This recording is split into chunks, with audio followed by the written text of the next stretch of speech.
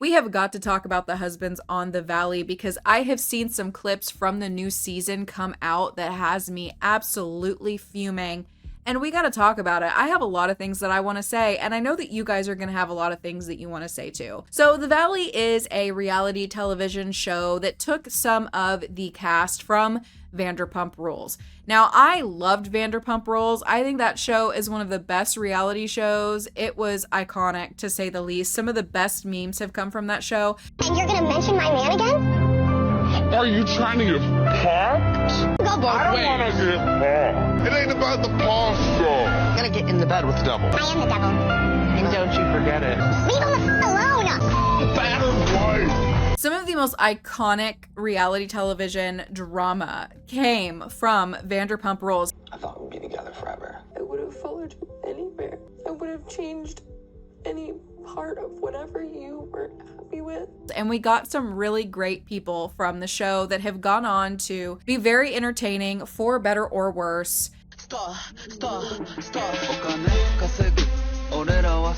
The Valley took some of the cast that was removed from Vanderpump Rules. One of those being Kristen. She was removed from the show, and it's been years and years and years, and now she is on The Valley. We also have Brittany, who was married to Jax, and we have some new characters as well, one of them by the name of Nina. So what this video is really focused around here is these clips that I am seeing circulate on social media of the husbands of their newly postpartum wives begging them for sex. With these fresh newborns straight out of the womb, they are crying on TV because they want their wives that just had a baby to have sex with them. It's absolutely disgusting. The first one I want to talk about is Nia and Daniel. Okay, they've had their share of controversies on this show. There was a bit of a drunken issue that occurred in the previous season where Daniel was caught,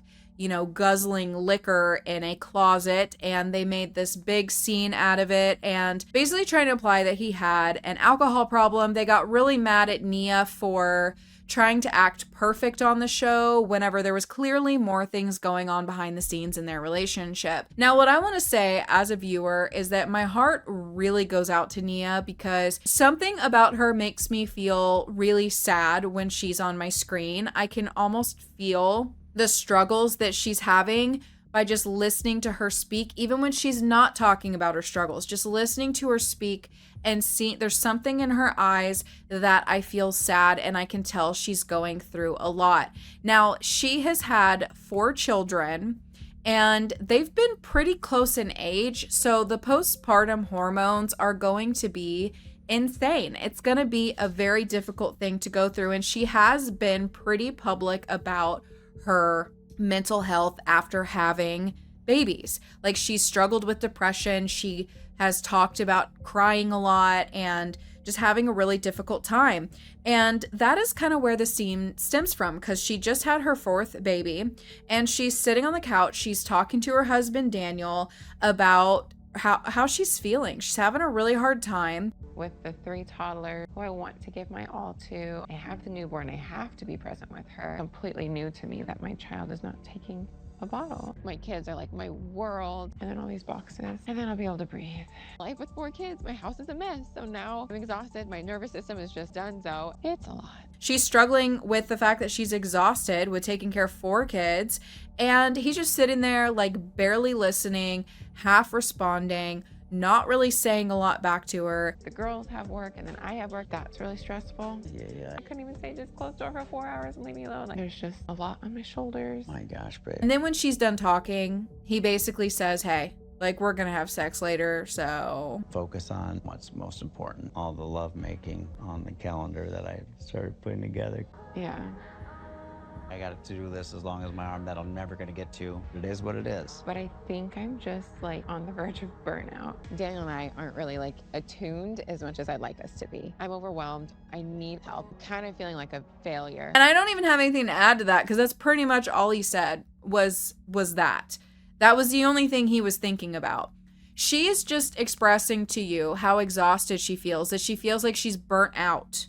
And then you proceed to ask that out of her. The complete disregard to her feelings postpartum as a mother makes me sick. Like, she carried your 4 kids. She birthed your 4 kids. She's taking care of your 4 kids. And on television, mind you, you have the audacity to half-ass listen, give no advice, give no shoulder to lean on, and then proceed to ask her for intimacy. One of the things that this is reminding me a lot of The Secret Lives of Mormon Wives, because there has been a storyline that's been progressing on there of Michaela and her husband, who is actually a predator because he got with her when she was 15 or 16 years old and he was in his 20s, and now they're married. And she just recently had a baby as well, and he's on there legit crying because he wants to have sex with her. Michaela, your relationship with Jace, where do things stand today? Obviously, my health was a huge reason for the separation. My body's been stuck in fight or flight probably since I was 6 years old. And so I'm like, I haven't felt safe in my body in basically my whole life. And so it's hard to work on intimacy and like feeling safe in the bedroom when you're not, safe in yourself. Okay. So currently still separated? I go into Airbnbs all the time for like my health. Yeah. So yeah, it's a lot of moving around, but we're still together and working on it. One of the things that's exceptionally important to remember about that is that Michaela had a very traumatic SA experience. That, I mean, it alters your brain chemistry when something like that happens. It's really effed up. She had a very, very traumatic experience, and she struggles with intimacy because of that, as many people do who have gone through things like that. He's just hoping that she works through those traumatic events so that they can have sex. Do you realize how disturbing that is? I understand his complaints on that show about how he, wants to feel like she likes him and that she loves him and cares about him. But that goes so much deeper than having sex with somebody who is struggling with, number one, they just had a baby, and number two, they're having their trauma like really affect them right now at this time in their life. And you can't even be supportive and patient with them through this. You can't even be supportive and patient. You're creating another problem on top of that and then making it about you. So now we have to get into Kristen.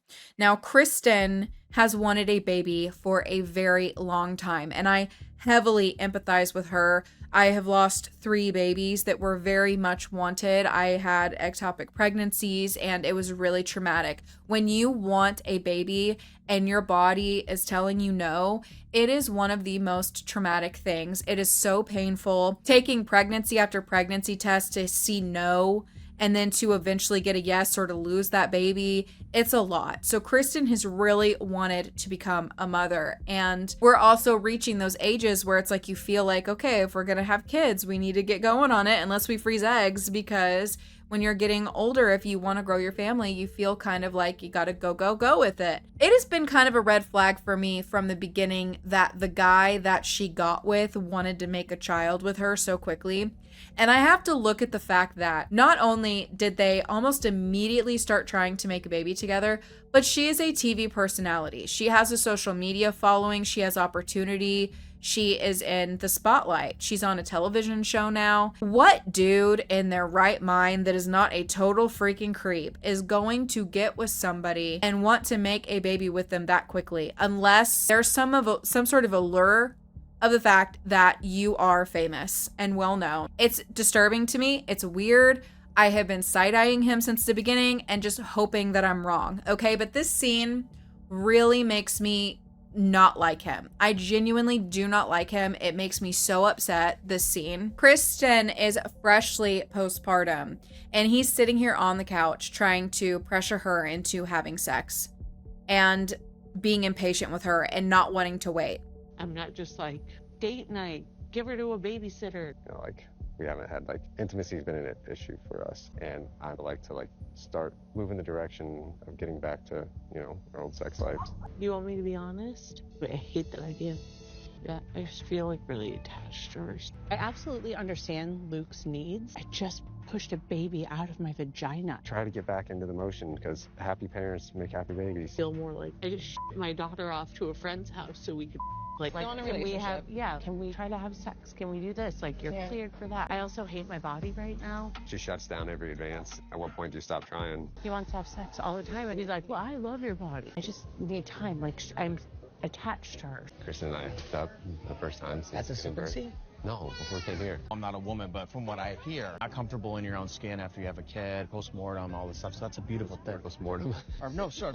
I get so infuriated with things like this because you made a baby with this person, by the way. This was not her on her own. You both made the decision to do it. If she's going through all the physical things, at the very freaking least, you can wait till she's ready. Are you absolutely freaking joking? What kind of man are you that you would try and pressure a woman who doesn't want to do it, is literally telling you she doesn't want to do it, and you're still trying to pressure her into it and guilt trip her and make her feel like she's doing something wrong for not wanting to do it? That to me is a form of SA, when you're trying to force somebody into doing it until they finally say yes because they're sick of listening to you. It makes me so upset. Like, you are not in this situation where this person just randomly doesn't want to be with you like that, which even if she didn't, that'd be totally freaking fine. But the fact that she just had a baby, her first baby that she wanted so bad. She wanted this baby so bad.